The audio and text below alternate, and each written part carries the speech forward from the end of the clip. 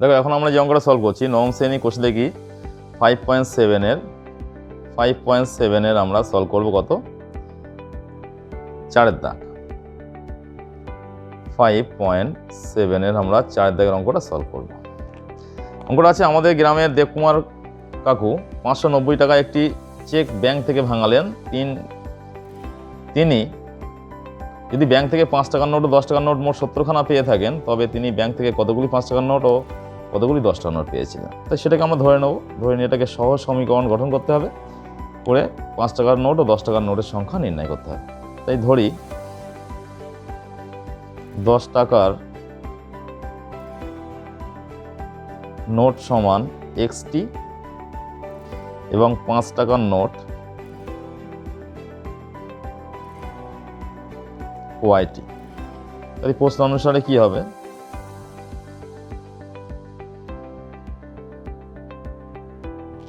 প্রশ্ন অনুসারে হবে যে 10 টাকার নোট মানে হচ্ছে 10x টাকা, এক্সটি যদি হয় 10 টাকার নোট তাহলে 10x টাকা প্লাস 5 টাকার নোট মানে 5y টাকা সমান মোট 590 টাকা। এটা 1 নম্বর সমীকরণ।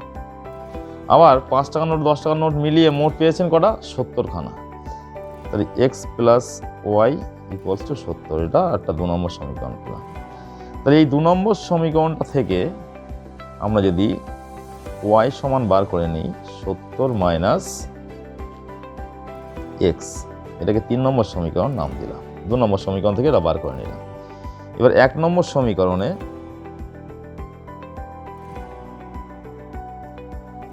y সমান 70 মাইনাস x বসিয়ে পাই।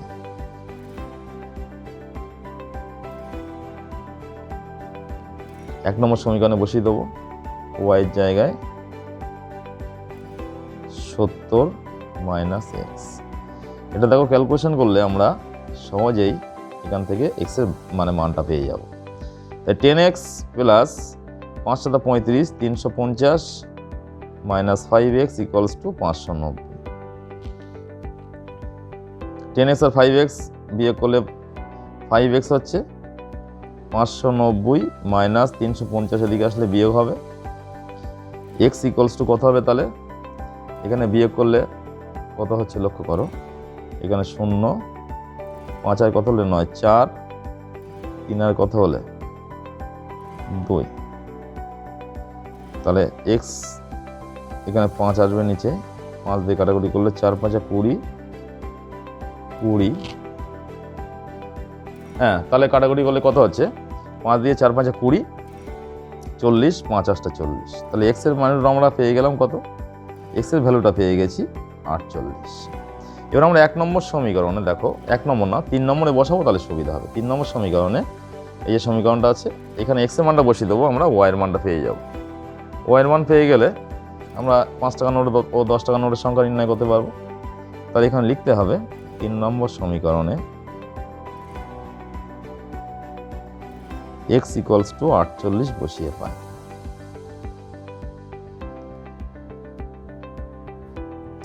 তাই 3 নম্বর সমীকরণটা কি আছে লক্ষ্য করো, y সমান 70 মাইনাস 48 বিয়োগ করলে কত হবে 22। তাই y সমান কত পেলাম 22। তাহলে অতএব 10 টাকার